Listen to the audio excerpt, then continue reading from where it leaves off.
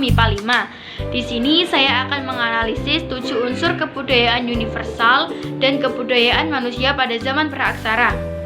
Zaman yang pertama yaitu zaman megalitikum. Yang pertama kita akan menganalisis bahasa.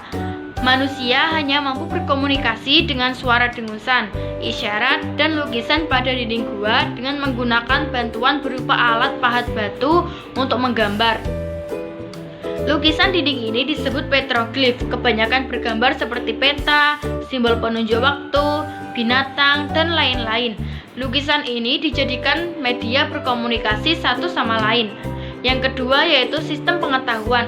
Manusia pada zaman ini memiliki pengetahuan yang rendah, akan tetapi mereka mempunyai cara dan menemukan solusi dalam permasalahan memecahkan batu, memecahkan kacang-kacangan, biji-bijian, tulang, dan lain-lain.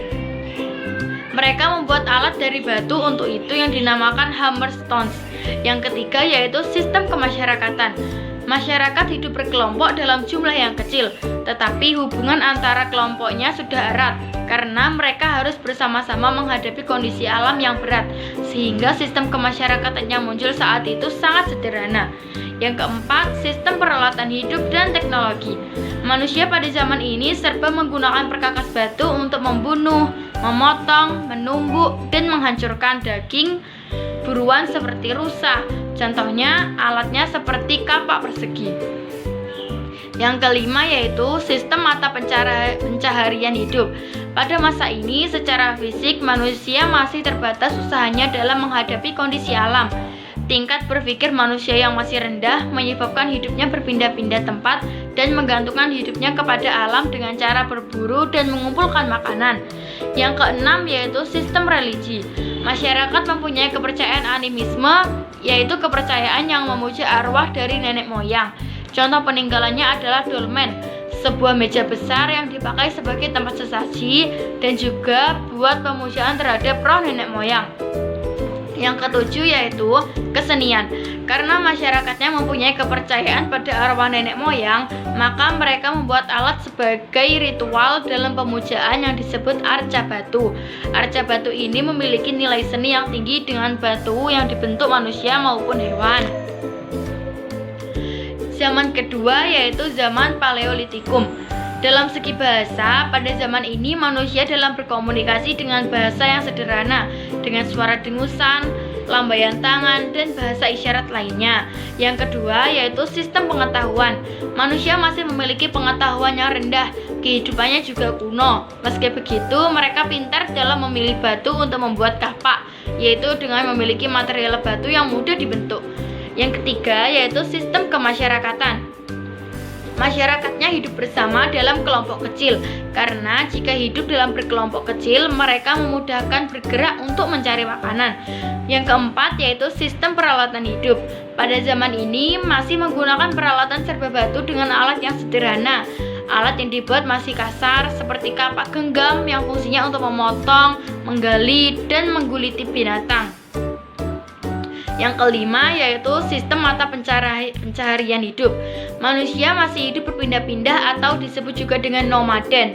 Dari satu tempat ke tempat yang lain dalam usaha mendapatkan makanan, mereka berburu dan mengumpulkan makanan. Mereka juga lebih sering tinggal di dekat sungai karena bisa digunakan untuk mencari makanan, minuman, dan alat penyeberangan. Yang keenam yaitu sistem religi. Masyarakat pada zaman ini memiliki kepercayaan animisme, dinamisme, serta pemujaan terhadap roh-roh nenek moyang. Hal tersebut dibuktikan dengan adanya tulang belulang manusia yang telah mati di dalam goa. Yang ketujuh yaitu kesenian. Pada zaman paleolitikum bisa ditemukan ukiran-ukiran tulang dan lukisan di dinding gua yang sangat indah, memiliki nilai seni yang cukup tinggi. Zaman selanjutnya yaitu zaman Mesolitikum. Yang pertama bahasa. Manusia masih berkomunikasi dengan bahasa yang sederhana. Yang kedua, sistem pengetahuan. Manusia zaman Mesolitikum lebih cerdas dari zaman sebelumnya. Mereka sudah mempunyai kemampuan untuk bercocok tanam walaupun masih menggunakan cara yang sederhana. Dan mereka juga bisa membuat kerajinan dari gerabah. Yang ketiga yaitu sistem kemasyarakatan. Mereka hidup dalam berkelompok. Mereka sudah tidak lagi nomaden, tetapi mereka sudah memiliki tempat tinggal semi permanen seperti goa, pantai. Yang keempat yaitu sistem peralatan hidup. Mereka masih menggunakan alat-alat yang terbuat dari batu dan masih kasar. Yang kelima yaitu sistem mata pencaharian hidup. Masih melakukan mengumpulkan makanan dan juga sedikit bercocok tanam. Yang keenam yaitu sistem religi. Kepercayaan yang dianut pada zaman Mesolitikum sama dengan Paleolitikum, yaitu animisme dan dinamisme. Hal ini terdapat pada lukisan goa dengan gambar telapak tangan wanita dan hewan yang diyakini bisa mengusir roh jahat. Yang ketujuh yaitu kesenian. Manusia pada zaman ini membuat lukisan pada dinding goa yang menyimpan misteri dan keunikan yang seakan menceritakan suatu kehidupan tertentu. Lukisan ini dinamakan dengan lukisan dinding batu. Zaman selanjutnya yaitu zaman Neolitikum. Dari segi bahasa, menurut Hakern, bahasa yang digunakan pada zaman Neolitikum adalah bahasa Melayu Polinesia yang merupakan rumpun bahasa Austronesia. Yang kedua yaitu sistem pengetahuan. Mereka memiliki pengetahuan yang tinggi. Masyarakat telah dapat memanfaatkan angin muson sebagai tenaga penggerak dalam aktivitas perdagangan dan pelayaran. Mereka juga mengenal ilmu perbintangan sebagai penunjuk arah dan waktu dalam bidang pertanian. Yang ketiga adalah sistem kemasyarakatan. Dalam kehidupannya telah ada sistem perdagangan dengan cara barter. Dalam kelompok masyarakatnya mereka sudah membuat peraturan hidup bersama. Yang keempat yaitu sistem peralatan hidup. Peralatannya masih dari batu tetapi sudah halus karena diasah seperti kapak persegi. Yang kelima yaitu sistem mata pencaharian hidup. Pada zaman ini sudah mengenal cara bercocok tanam untuk menghasilkan bahan makanan sendiri atau disebut dengan food producing. Kegiatan berburu masih dilakukan dan juga berternak. Yang keenam yaitu sistem religi.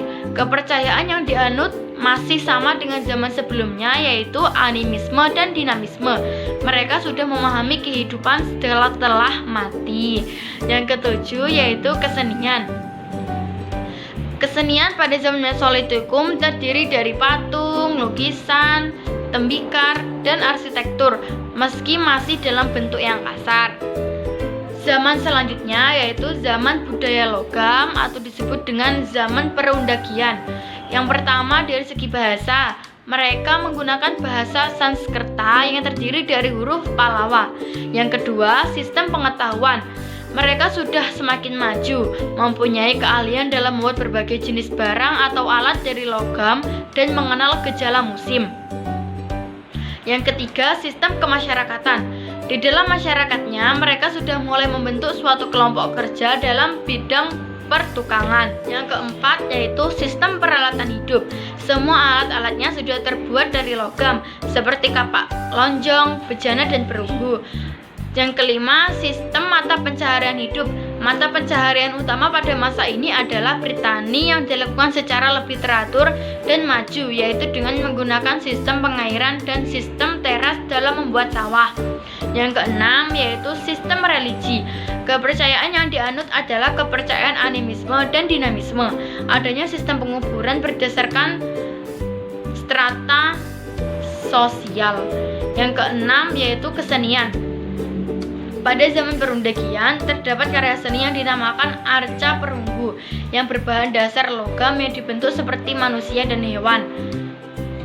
Sekian analisis dari saya mengenai 7 kebudayaan universal dan kehidupan manusia pada zaman praaksara. Bila ada kesalahan, mohon maaf. Wassalamualaikum warahmatullahi wabarakatuh.